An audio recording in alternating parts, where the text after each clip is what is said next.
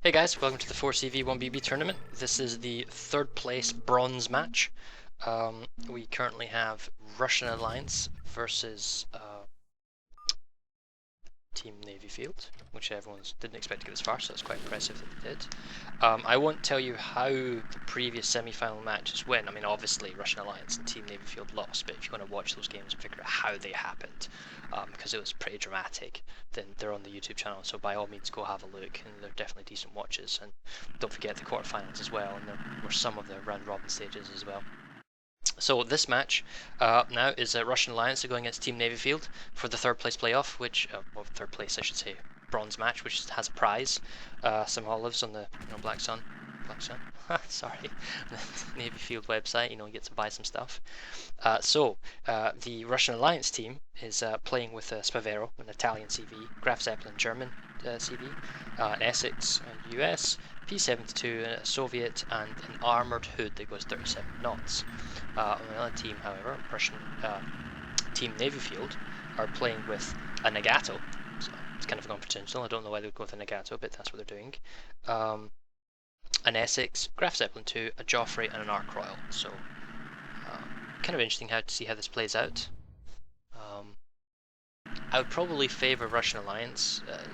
I feel that maybe Team Navyfield is a little bit lucky getting this far, though what happened in the Brazil game and other stuff. But it just seems that Russian Alliance seems to be, they had a bit of bad luck in last game, and they just, that the way that hood plays is just really awesome. An armoured hood. I think the BB play is going to work in favour of the hood than the Nagato. The Nagato player has to really kind of watch himself and be careful.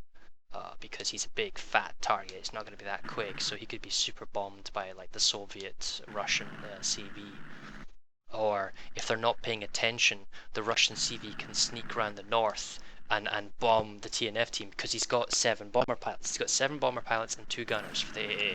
He has no soft defense, so he's fragile, but because he's got 7 bomber pilots, he can do 2 waves very, very quickly. And right now, all of the fighting is going to... Oh, there you go. It just happened. All of the fighting's been happening in the south. Nobody's been paying against the bombers, so he's probably going up at the beginning start, launched these bombers in a quick, 2-2-2-2-1 or something like that, or 2-2-2-2-2, so 8 things, and then he's nuked one of the CVs that didn't have 900 soft defense. So he's got unlucky in that respect, and then it wouldn't surprise me if the second bombing wave is already on its way as well, because he's got 7 bomber pilots, so there'll be a gap. There it is right now. 7. So he's basically in Nagato's north. He's been sending his bombers north, and he's literally just driven into the second wave. Now that he's been bombed fairly heavily, he's crippled in red. He's gonna get nuked by the hood. I mean, the hood's armored, so he's just gonna come and cripple him. Right, so there you go. So now Russian Alliance are in the advantage, because 2 bombing waves from the P-72.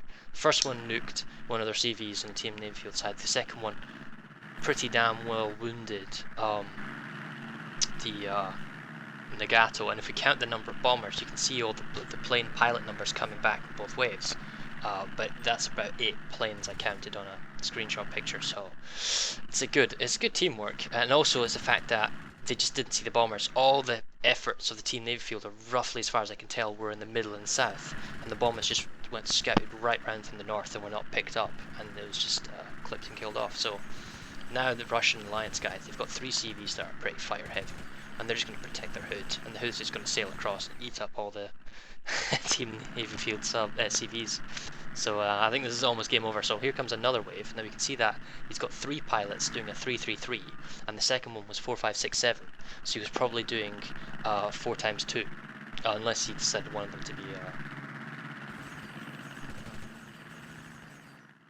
You do have one of them do a 3, but anyway. So yeah. So now the hood's coming in, and he's just picking off now the Joffrey. Navyfield guys can't get away. And it looks like they can't bomb or do anything, because there's just far too many fighters in the air from the Russian Alliance team. So now the Joffrey's down, so now they're down 2 CVs in the BB. It's pretty much game over. So well done to Russian Alliance, I guess. They're now going to win, take bronze or 3rd place. They'll get like 100 olives each for their 5 players, so that's congrats to them. Team Navyfield, they don't need the olives because they're Navyfield. But it was nice that they took part. It was very gracious of them. It was good for Vic to say they could take part as well, so they formed a team. It's the first time I've seen them in an actual tournament taking part, so that was kind of cool to have them take part. They got a lot further than anyone thought they would, so congrats to them. you know, Russian Alliance, they're pretty awesome. They, you know, regain some honor from the previous match, and you get third place, so that's good for them as well. They get a small kind of consolation prize. Good dive bomb as well. Oh, there you go, and the plane hits the Essex as well. So, check my YouTube channel. There's all the other matches are up in there, and the final match will be coming up as well. So definitely check that commentary. Thanks for listening, guys. Cheers.